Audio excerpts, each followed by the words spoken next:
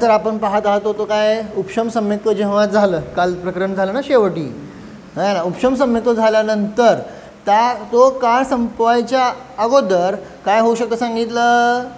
जर अनंत अनुबंधी चारचा उदय आला तर काय होऊ शकतं, दुसरं गुणस्थान येतं. आणि समजा उपशम सम्यक्त्वाचा काळ संपला तर सांगितलं काय आहे, मिथ्यात्वाचा उदय आला तर पहिलं गुणस्थान, सम्यक मिथ्यात्वाचा उदय आला तर तिसरं गुणस्थान, आणि सम्यक प्रकृतीचा उदय आला तर जे काही गुणस्थान असेल, चौथं, पाचवं, सहावं, सातवं जे काही असेल, है ना, तर ते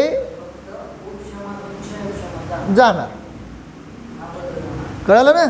अशा प्रकारे उपशम सम्यक्त्व, प्रथम उपशम सम्यक्त्वामधनं 4 रस्ते सुटलेले आहेत. कळलं का.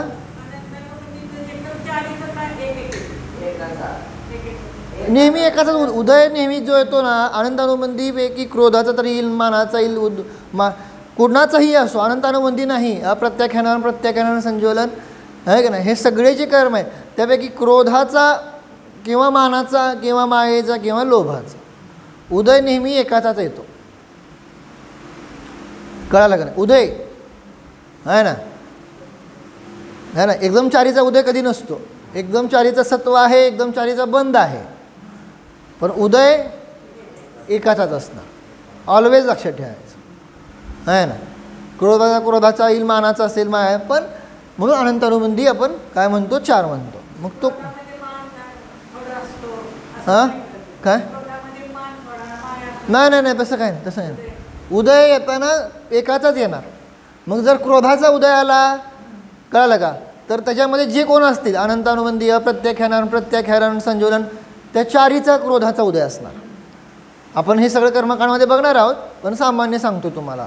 जर मानाचा उदय आला तर आहे ना, अनंतानुबंधी म्हणजे जो काय असेल, पहिल्या गुणस्थानात असेल तर अनंतानुबंधी, चौथ्या गुणस्थानात असेल तर अनंतानुबंधी सोडून, कळलं का नाही, अप्रत्याख्यान, प्रत्याख्यान, संज्वलन, 3हीचा मानाचा उदय असणार. जर मानाचा उदय आला तर 3ही असणार. कळलं का नाही. मायेचा आला तर ते हां हे असणार. जे पहिल्या गुणस्थानात असेल तर 4हीचा 4ही, आहे ना, चौथ्या गुणस्थानात असेल तर 3हीचा, 5व्या गुणस्थानात असेल तर 2हीचा. परंतु एकच क्रोध तर क्रोध, मग सगळे क्रोध येणार. मान तर मान, मग सगळे मान येणार. कळलं नाही. माया तर माया, अशा प्रकारे ते सगळीकडं लावायचं आहे. कळलं ना. ठीक आहे. बाकी अजून विशेष कर्मकांडमध्ये सगळं येणारच आहे. पुढं आता काय बघत आहोत, उपशम सम्यक्त्वाचे प्रकार, है ना. तर प्रथमोपशम सम्यक्त्व होण्यापूर्वीची अवस्था सांगितली. प्रथमोपशम सम्यक्त्व होण्यापूर्वी सांगितलं त्याला नियमानं काय असतं, तो मिथ्यात्वच आहे, प्रथम गुणस्थानच असतं. कळलं का. प्रथमोपशम सम्यक्त्व बरं का, नेहमी लक्षात ठेवा.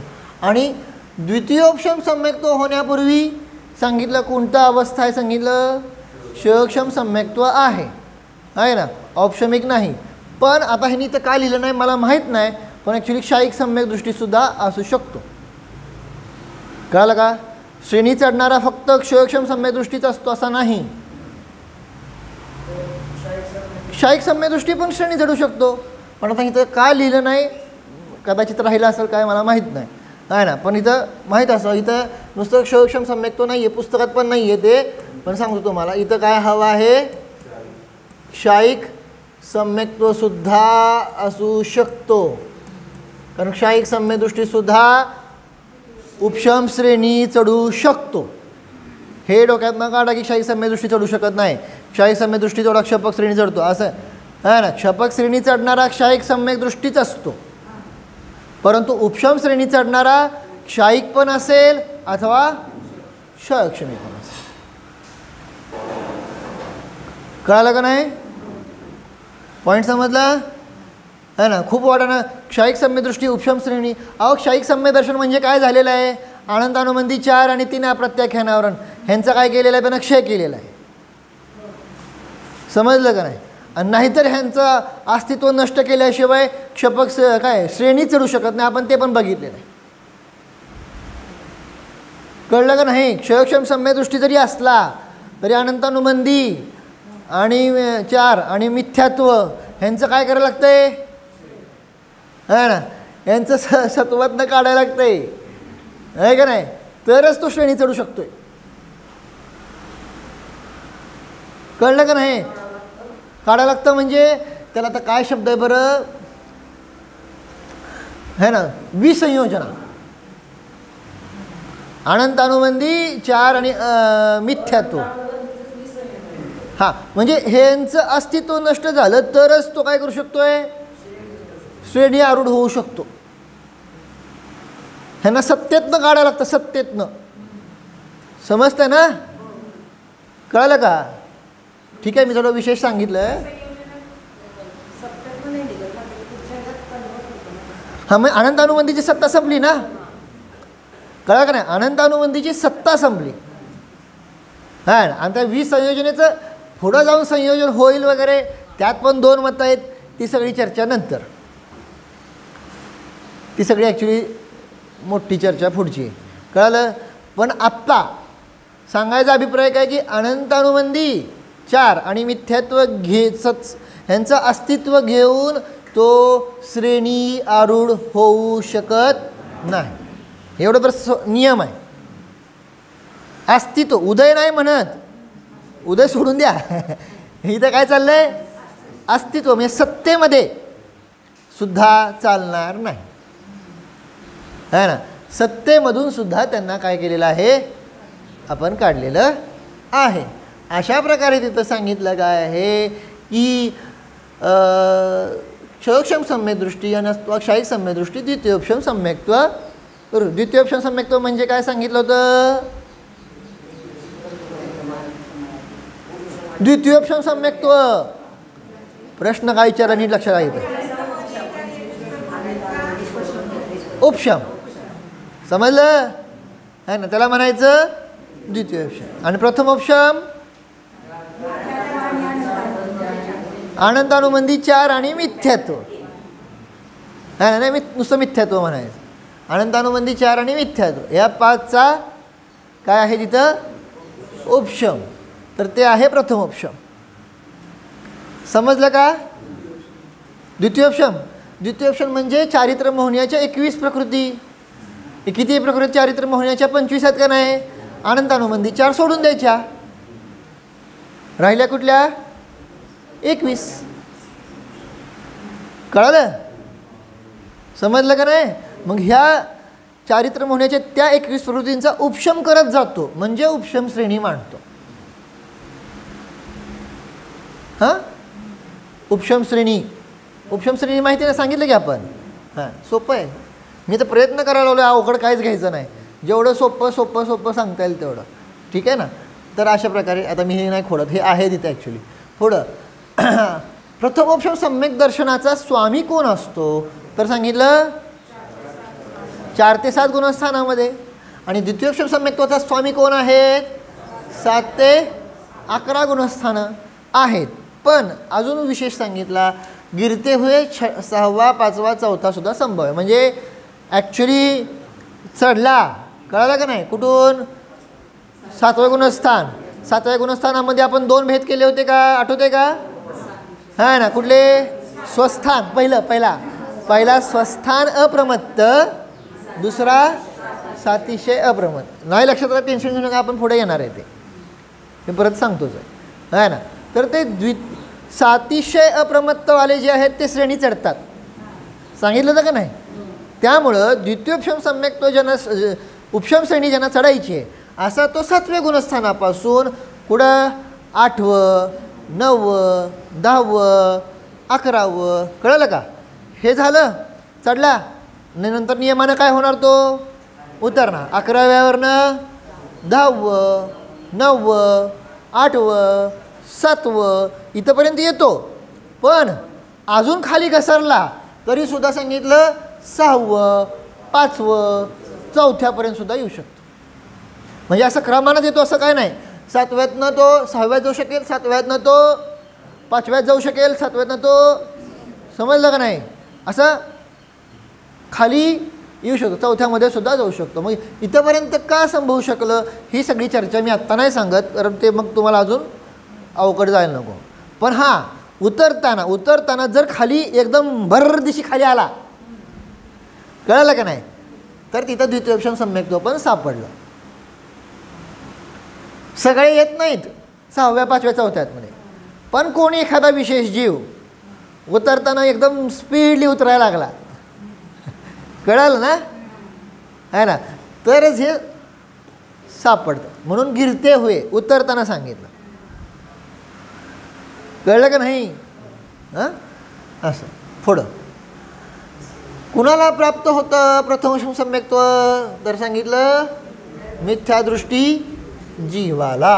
आणि द्वितीयोपशम सम्यक्त्व कोणाला प्राप्त होतं? उपशम श्रेणीच्या सन्मुख अशा जीवाला.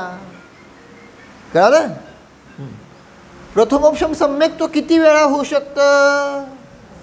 आहे ना, त्या एका जीवाला पूर्ण मोक्षाला जाईपर्यंत प्रथमोपशम सम्यक्त्व किती वेळा होऊ शकतं? असंख्यात वेळा. आणि द्वितीयोपशम सम्यक्त्व एका जीवाला मोक्षाला जाईपर्यंत किती वेळा होऊ शकतं? तर 4, मॅक्झिमम 4 वेळा. मोक्षाला जाईपर्यंत म्हणतोय बरं का, एका भावामध्ये नाही चाललं.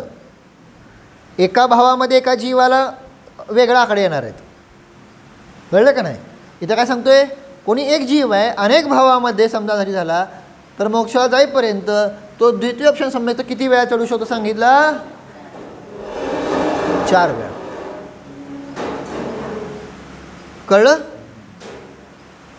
समजलं का नाही? 4 वेळा म्हणजे काय? उपशम श्रेणी चढला, 11पर्यंत गेला, खाली आला.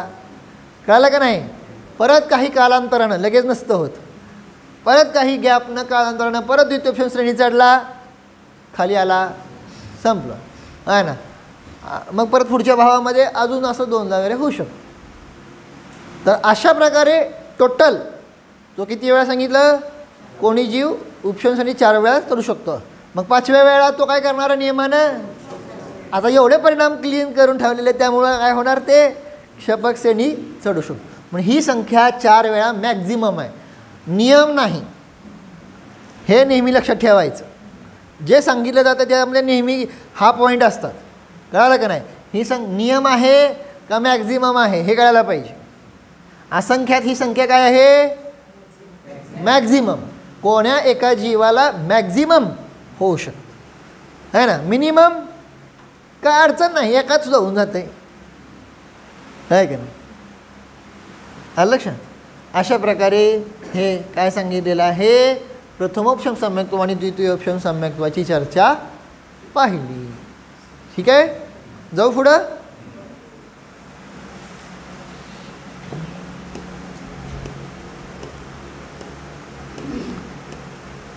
आता काय सांगितले पहा, इथं सांगितलेलं आहे काय? विपरीत अर्थ का श्रद्धान करने पर भी क्या कोई सम्यक दृष्टी हो सकता है? प्रश्न विचारला त्यांनी. काय? आता हे खूप महत्त्वाचं आहे ना, है ना. विपरीत काय केलेलं आहे? अर्थ का श्रद्धान, विपरीत पदार्थांचं समजा श्रद्धान केलं तर सम्यक दर्शन, सम्यक दृष्टी तो असू शकतो का? है ना. तर आता तिथं सांगितलं बघा, नीट समजून घ्या. गुरु के द्वारा उपदेशित, कळलं? पुढं सांगितलं सद्भाव का श्रद्धान होने पर काय आहे तो? बरोबर. गुरूंच्या द्वारे, मुनिराज आहेत, गुरु म्हणजे मुनिराज लावायचे, मुनिराजांच्या द्वारे उपदेशित ऐकलेला, है ना, जो तत्व आहे त्याला ग्रहण करून जे श्रद्धान केलं त्याने तर तो सम्यदृष्टी होतो. परंतु है ना, कदाचित असद्भाव का श्रद्धान हो तो अर्हंतादि की आज्ञापूर्वक, है ना, काय होतं तरीसुद्धा तो सम्यदृष्टी आहे. म्हणजे काय सांगितलं? गुरूंनी जे सांगितलेलं आहे त्याच्यावर श्रद्धान केलं, पण कदाचित जे सांगितलं नाही किंवा सांगताना सुद्धा कदाचित काही नीट समजलं नसेल, कळालं का, तरीसुद्धा त्याच्यावर काय केलं? असद्भाव का श्रद्धान हो. असद्भाव म्हणजे ते वास्तविक नाही आहे, पण तसं श्रद्धान करून बसला, कळलं का. तर अशा वेळेस सांगितलं अरिहंतांच्या आज्ञा आहे असं समजून तो श्रद्धान करतो. म्हणजे जे सांगितलेलं नाही किंवा सांगितलेलं सुद्धा नीट समजलं नसेल काय, पण ही अरिहंतांची काय आहे, आज्ञा आहे, जिनाज्ञा आहे. कळलं का नाही. असं समजून म्हणजे अरिहंतांनी हे सांगितलेलं आहे, केवली पण न तो धम्मो मंगलम. कळलं का नाही. असं समजून तो काय करतो आहे, श्रद्धान करतो. उलटं ग्रहण केलेलं आहे, परंतु अरिहंतांनी सांगितलं. जसं काय, उदाहरण सांगतो, घाबरू नका, है ना. मूलभूत तत्वामध्ये तर गडबड करत नाही, कळलं ना. कारण मूलभूतमध्ये आपण घटवलं ना, जीव आणि अजीव, आश्रव बंध संवर निर्जरा मोक्ष, ह्या मूलभूत सामान्य ह्यामध्ये काहीसुद्धा गडबड नाही. पण कुठली गोष्ट असते ज्यामध्ये विशेषतेमध्ये त्याला काय सांगितलं, चुकीचं श्रद्धान होऊ शकतं का, होऊ शकतं. जसं आत्ता मी एक उदाहरण तुम्हाला सांगितलं होतं, काय हे इथं सांगितलं का नाही, काय की द्वितीयोपक्षम सम्यकचं 4 वेळा होतं, आणि कोणा जीवाने ग्रहण केलं की एकाच भावामध्ये 4 वेळा होतं. पण कुठल्या जीवाला एका भावामध्ये 4 वेळा होऊ शकत नसतं. काय म्हणलं, कळलं का. इथं लिहिलेलं आहे द्वितीयोपक्षम सम्यक तो उत्कृष्ट किती वेळा होतं, पण कोण्या जीवाने ग्रहण काय केलं, एकाच भावात. पण एका भावात 4 वेळा होत नाही. हां, मग विपरीत ग्रहण झालंय का नाही, विपरीत, एक उदाहरण सांगतोय मी तुम्हाला. विपरीत ग्रहण झालंय, पण श्रद्धान काय आहे, हे अरिहंतांनी सांगितलेलं आहे, सर्वज्ञांनी. मग असं काहीतरी विपरीत जरी ग्रहण झालं तरी श्रद्धान कसं आहे, अरिहंतांनी सांगितलंय म्हणून सम्यक दर्शन जात नाही. हां, आज्ञा सम्यक तो, बरोबर, कळलं. पण आता पुढं समजून घ्या, आता पुढं काय घडलं. पण पुढं सांगितलं आता बघा, है ना, असद्भाव का श्रद्धान हो तो भी सम्यक दृष्टी है. कळलं ना. पुढं, गणधारादि रचित सूत्र के द्वारा सत्यार्थ स्वरूप दिखाए जाने पर, काय, जर त्यानं आपलं श्रद्धान आपलं विचार बदलला तर सम्यक दृष्टी, आणि जर नाही बदलला काय तर सांगितलं हट के कारण श्रद्धा नाही करता, म्हणजे तो काय झाला, म्हणजे जर तुम्हाला शास्त्र दाखवलं, कळलं नाही, सूत्र दाखवलं आणि शास्त्रात बघा असं लिहिलेलं आहे, तुम्ही चुकीचं ग्रहण केलं आहे म्हणल्यानंतर लगेच काय करायला पाहिजे, ओ सॉरी चुकलं, लगेच काय करायला पाहिजे, ॲक्सेप्ट केलं तर सांगितलं. परंतु शास्त्र दाखवून सुद्धा जर त्यानं आपली चूक कबूल नाही केली तर सांगितलं हटके कारण. हा शब्द खूप महत्त्वाचा आहे, कळलं. हटके कारण काय आहे, श्रद्धा नाही करता तो काय झाला, मिथ्या. समजलं. हा ना, म्हणजे हे अशा प्रकारे नीट समजून घ्यायला हवं. मग इथं हे महत्त्वाचं आहे की हा जो हट्ट आहे तो विशेष तत्वाबाबतीत आहे, सामान्य मूलभूत विषयात काहीसुद्धा गडबड चालणार नाही. नाही तर म्हणाल चालेल की तेवढं, आहे ना. आपण तिथं बघितलं आहे ना, जे सामान्य ज्ञान तिर्यंच्यांना होतं आहे, काल बघितलं होतं का नाही, हां ना, सामान्य जे होतं आहे त्या सामान्य बाबतीत तर काही गडबड नाही, तिथं एकदम क्लिअरिटी आहे. तिथं काहीसुद्धा काय म्हणतात ना विपरीत चालणार नाही. कारण तिथं सामान्य विषयाबद्दल सुद्धा जर तुम्ही विपरीत ग्रहण करत असाल काय तर काय होणार, सम्यक दर्शन होणार नाही, है ना. जीव अजीव आश्रव बंध संवर निर्जरा ह्या विषयाबद्दल काय आहे, हे सामान्य आहे का नाही, ह्याबद्दल तर काय पाहिजे, क्लिअरिटी पाहिजेच. समजलं का नाही. म्हणून तर आपण शिकवतोय सगळ्यांना. विसरून गेला असाल तर सांगा परत एकदा. ॲक्शन कुठल्या कुठल्या आहे ना, कुठल्या कुठल्या ॲक्शन, जीव करा की, जीव जेवला का नाही, आवाज ये नाही, जीव अजीव आश्रव, है ना, बंद, टाळी नाही आत्ता वाजवायची, मोक्षाला टाळी वाजवायची,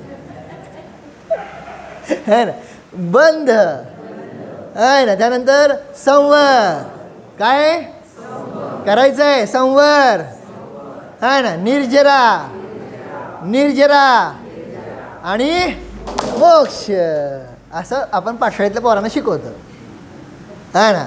मी तुम्हाला काय सांगायला लागलो आहे, त्यामध्ये लपलं आहे, है ना. तुम्हाला जर विचारलं सांगा संवर म्हणजे काय, तर सांगता येत नसल्यामुळं मग आपण ते तशा भाषेत सांगितलं. कर्मांना रोखलं. निर्जरा म्हणजे काय, कर्मांना काढून टाकायला लागलो हळूहळू, अशा ॲक्शनमध्ये सांग, समजलं. तर अशा प्रकारे तिथं सांगितलं काय, ह्या 7 तत्वामध्ये मूलभूत सामान्य विषयामध्ये कोणतंही गडबडी नाही. नाहीतर तिथं गडबडी झाली तर काय करायचं, पाया कच्चा असला तर मग सगळं काय उपयोगाचं नाही. हा पाया पक्का झाला आहे आणि वर काही जरी गडबडी झाली तरी आपण नंतर चेंजेस करू शकतो का नाही, काय विचारतोय, चेंजेस करू शकतो का नाही, है ना. पाहिजे तिथं तुम्ही अजून हे टाका, पिलर्स टाका, पाहिजे तेवढं स्लॅब हे काय हे टाका ना, रूम टाका, काय करायचे, काय चेंजेस करायचे करा, पण पहिला काय महत्त्वाचा असतो, पाया. हां, आणि ज्याच्यावर ते उभारलं जातं त्याला धक्का नाही लागला पाहिजे. जसा पाया मजबूत केला, पण ही बिल्डिंग कशावर आहे, कशावर आहे, ही दिसते ना खांब आहे, काय म्हणतात ह्याला, कॉलम, कॉलम ना, आहे ना. कॉलमला धक्का नाही लावायचा, कळलं का नाही. कॉलमला धक्का लागला तर मग काय खरं नाही, आहे का नाही, मग ते ढासळणार आहे, बरोबर का नाही. कॉलम तसे ठेवून काय करायचं ते करा. तसं मूलभूत जे आहे ना, मूलभूत सिद्धांताला धक्का लागता कामा नाही, तर तो सम्यक दृष्टी आहे ना. तिथं काहीसुद्धा म्हणजे विपरीत नाही. हां, जेव्हा विशेष चाललेल्या गोष्टी आहेत त्या विशेषतेमध्ये समजा बाय चान्स काहीतरी चुकीचं ग्रहण झालं तरीसुद्धा हे जिनेंद्र भगवंतांनी सांगितलं आहे म्हणूनच तो काय करतो, श्रद्धान करतो, म्हणून तिथं त्याचं सम्यक दर्शन जात नाही. समजलं आहे ना सगळ्यांना. पुढं जाऊ, सोपं आहे का अवघड आहे, काय अवघड नाही तसं. म्हणून तिथं सांगितलं, कारण काय सांगितलं, मिथ्यादृष्टी सूत्र का उल्लंघन किया, है ना. शास्त्रात जे दाखवलेलं आहे त्या सूत्रांचं काय केलं, उल्लंघन केलं, म्हणून तिथं सांगितलं. पुढं ठीक आहे, येणार आहे ते पुढं सगळं.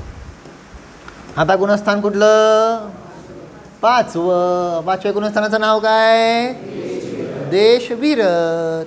कळलं का नाही. देश म्हणजे काय, एक देश, आंशिक. विरत म्हणजे काय, हां, विरत म्हणजे व्रती, विरक्त आहे का नाही, म्हणजे संयमी. कळलं का नाही. देश संयमी म्हणा, नाही तर देशविरत म्हणा. कळलं का. तर आता हे कशामुळं झालं, तर इथं काय झालेलं आहे, प्रत्याख्यानावरणाचा उदय, अनंतानुबंधी आणि अप्रत्याख्यानावरणाचा अनुदय. समजलं का नाही, आहे ना. हे आता पक्क केलं ना आपण. हां, विसरू नका, मला घटवायचं आहे पण आता नको, आता वेळ झाला आहे. मोहाची परत उदयस्थानं घटवायची आपल्याला, उदय अनुदय, आहे ना. तर हे सांगितलं ना, प्रत्याख्यानावरणाचा काय झाला उदय, त्यामुळं काय होतं आहे, प्रत्याख्यानावरणाचा उदय काय करतोय हो, सकल संयम होऊ देत नाही. परंतु अनंतानुबंधी आणि अप्रत्याख्यानावरणाचा काय झाला, अनुदय, त्यामुळं देशविरतपणा आलेला आहे आणि सम्यक्त्व तर आहेच. कळलं ना. व्रती झाला 5व्या गुणस्थानवरती, आहे ना, म्हणजे प्रतिमाधारी आहे ना. मग कुठल्यापासून काय, समजा पहिल्या दुसऱ्या प्रतिमेपासून 11व्या प्रतिमेपर्यंत, म्हणजे क्षुल्लक, क्षुल्लिका, आहे ना, आयलक, आरिका, हे सगळे गुणस्थान कुठले, 5वे. सगळ्यांची गुणस्थानं कुठली, आरिका जरी झाले तरी गुणस्थान 5वंच. आणि जेव्हा काय आहे सांगितलं, मुनिवेश धारण केलेला आहे, एकही परिग्रह नाही, तेव्हा काय गुणस्थान 6वं 7वं. समजलं ना. हां, तर मग अशा प्रकारे हे सांगितलं काय आहे, हे निमित्त. आता इथं परिणाम कसे आहे सांगितलं 5व्या गुणस्थानामध्ये, है ना. प्रत्याख्यानावरचा उदय आहे, त्यामुळे पूर्ण संयमाचा काय आहे, अभाव. पण अप्रत्याख्यानावरणाचा अनुदय असल्यामुळं थोडा देशव्रताचा काय आहे, सद्भाव आहे. मग एकाच वेळेस काय सांगितलं, तो विरत पण आहे आणि अविरत पण आहे, आहे का नाही. कशापासून विरत आहे सांगितलं बघा, आहे ना. विरत कशाचा आहे, तो त्रस हिंसेचा त्यागी आहे. पण अविरत काय सांगितला, स्थावर हिंसेचा त्याग केलेला नाही, परंतु जिनेंद्र भगवंतामध्ये काय आहे, वचनामध्ये श्रद्धान आहे. म्हणून 5व्या गुणस्थानाची वेगवेगळी नावं आली. कुठली कुठली बघा, देशविरत, त्यानंतर देश संयम, कळलं का नाही. त्यानंतर विरताविरत किंवा संयमासंयम, अशी ही 4ही नावं अवेलेबल आहेत. लक्षात राहील ना. 4ही नावं सोपं आहे, काय अवघड नाही. देशविरत म्हणा, नाहीतर देश संयम म्हणा, आहे ना. विरतच्या जागी फक्त संयम ठेवायचा, आहे ना. विरताविरत म्हणा, नाहीतर संयमासंयम म्हणा, आहे ना. असे शब्द वापरले जातात. कुणाला, 5व्या गुणस्थाना. समजलं. हां, ही 4ही नावं आहे ना, नाहीतर कन्फ्युजन व्हायला नको, कुठलं चाललंय काय चाललंय. ही 4ही नावं लक्षात राहायला पाहिजे. कुठली कुठली सांगा बर.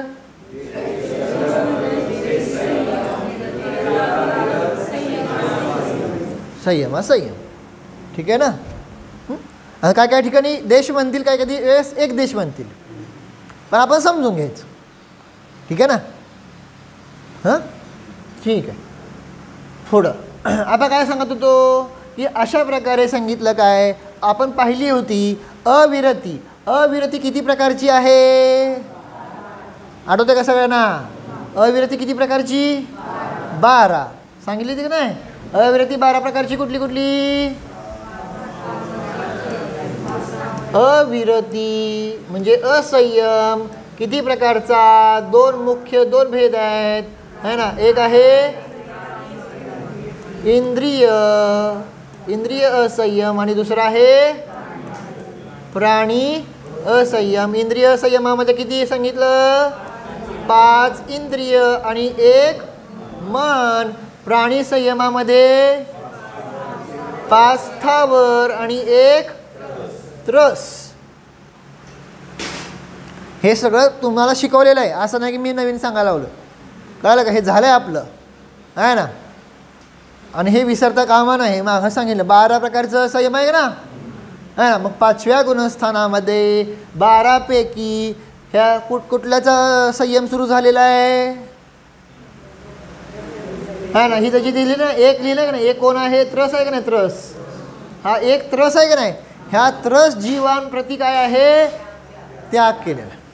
त्रस हिंसेचा त्याग, 12 पैकी एकाचा त्याग, कळलं का. आणि 11चा त्याग नाही, कळलं का, है ना. 5व्या गुणस्थानावरती जे श्रावक आहेत त्यांना सांगितलं 5 इंद्रिय आणि मन, आणि अजून काय सांगितलं, 5 स्थावर जीवांच्या हिंसेचा त्याग नाही, 5व्या गुणस्थानामध्ये नाही. अशा प्रकारे 11 प्रकारचा असंयम आहे, कळलं का. 5व्या गुणस्थानात फक्त काय आहे, त्रस जीवांची हिंसा सोडली. त्रस कशाला म्हणायचं, 2 इंद्रियापासून पंचेंद्रियापर्यंत, 2 इंद्रिय, 3 इंद्रिय, चतुरेंद्रिय, पंचेंद्रिय. अशा प्रकारे हे सगळे त्रस जीवांच्या हिंसेचा काय केलेला आहे, त्याग केला. पहिल्यांदा मोठी हिंसा थांबवली, कळलं. त्यानंतर मग छोटी हिंसा थांबवायची, कळलं ना. पण पहिल्यांदा काय संपवली, मोठी हिंसा, है ना. अशा प्रकारे 5व्या गुणस्थान, कळलं का. 5व्या गुणस्थानाचं, हां, 11 प्रकारचा असंयम आणि 1 प्रकारचाच संयम आहे. पक्क राहील सगळ्यांना, लक्षात येत आहे ना. अशा प्रकारे हे आपण पाहिलेलं आहे. आता बाकीची सगळी चर्चा आपण उद्या बघू. 6वं गुणस्थान उद्या पाहू, ठीक आहे. आता गुणस्थानाची फक्त अजून एकदा नावं काय करा, आपण म्हणून घेऊया, म्हणजे पण काय होतं थोडंसं विसरायला नको.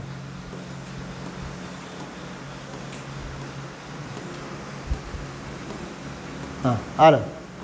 चला, 14 गुणस्थानांची नाव. हां,